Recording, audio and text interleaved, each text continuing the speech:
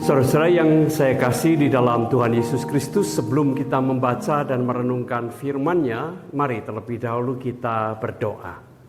Ya Bapa, hati kami terbuka untuk menyambut sabda-Mu, maka kenyangkanlah kami dengan firman-Mu itu. Terima kasih Bapa, di dalam Kristus Putra-Mu yang tunggal, kami berdoa. Amin. Saudara yang saya kasih, mari kita memperhatikan firman Tuhan yang terdapat di dalam surat Efesus pasal yang ke-6 ayat 14 sampai dengan ayat yang ke-18a yang berbunyi demikian. Jadi berdirilah tegap, berikat pinggangkan kebenaran dan berbaju zirahkan keadilan. Kakimu berkasutkan kerelaan untuk memberitakan Injil damai sejahtera. Dalam segala keadaan pergunakanlah perisai iman, sebab dengan perisai itu kamu akan dapat memadamkan panah api dari si jahat. Dan terimalah ketopong keselamatan dan pedang roh, yaitu firman Allah, dengan segala doa dan permohonan. Demikianlah firman Tuhan. Saudara yang terkasih dalam Tuhan Yesus Kristus, hidup adalah perjuangan. Dan itu tidak salah. Bahkan di Alkitab sendiri juga dipakai istilah pertandingan iman. Bertandinglah ya dalam seluruh kehidupanmu. Pertandingan bukan secara fisik, bukan pertandingan seperti olahraga-olahraga itu, tetapi pertandingan iman. Nah, saudara yang terkasih dalam Tuhan Yesus Kristus, hidup adalah perjuangan, itu punya pengertian yang sangat luas. Bisa berjuang untuk masa depan yang baik. Berjuang untuk mendapatkan kesehatan yang baik. Berjuang untuk meningkatkan kesejahteraan. Ya, baik ekonomi maupun yang lain-lain. Itu semua adalah perjuangan, dan perjuangan seperti itu tidak perlu dipandang remeh, ya. Melainkan harus disikapi dengan serius, dipandang sebagai suatu perjuangan yang sangat penting dalam hidup ini. Tetapi sesuai yang terkasih dalam Tuhan Yesus Kristus, berjuang untuk masa depan yang baik, atau kehidupan yang lebih baik, atau kesejahteraan yang lebih baik, perlu dilengkapi. Dan apa yang diperlukan ketika kita melakukan perjuangan atau menjalani perjuangan semacam itu adalah firman Tuhan. Firman Tuhan itu penting membekali dan bahkan juga mendasari seluruh perjuangan hidup kita.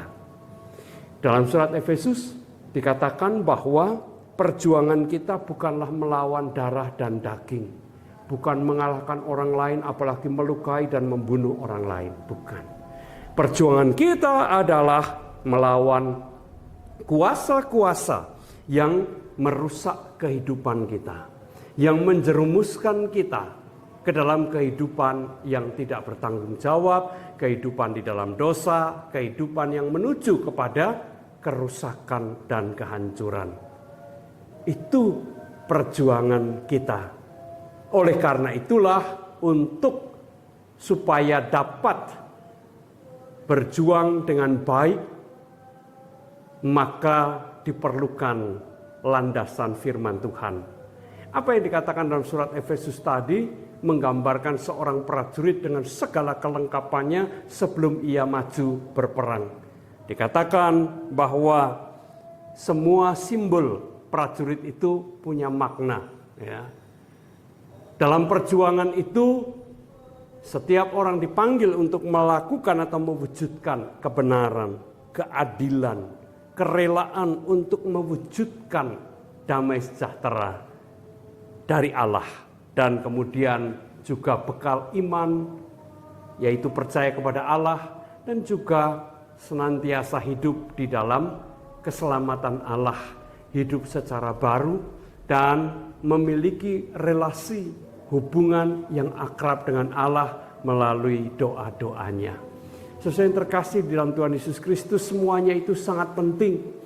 Ya. Bahwa ketika kita berjuang untuk kehidupan yang lebih baik, baik pribadi, ya, maupun juga kehidupan orang-orang yang ada di sekitar kita, maka tidak dapat tidak kita harus mewujudkan apa yang difirmankan oleh Tuhan tadi, yaitu melakukan kebenaran, melakukan keadilan, menghadirkan damai sejahtera, bersandar sepenuhnya kepada Allah, hidup secara baru di dalam keselamatan Allah. Maka ketika kita melandasi perjuangan kita dengan hal-hal semacam itu, keberhasilan dan kebahagiaan yang akan kita raih akan menjadi keberhasilan dan kebahagiaan yang sejati, karena itu adalah anugerah pemberian Allah sendiri.